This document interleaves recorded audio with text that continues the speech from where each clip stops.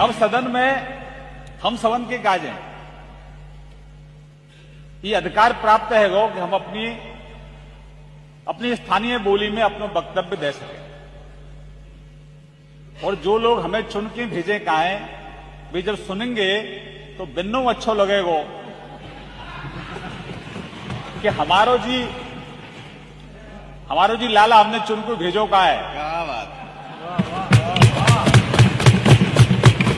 ये हमारी बोली में बोल लो वहां।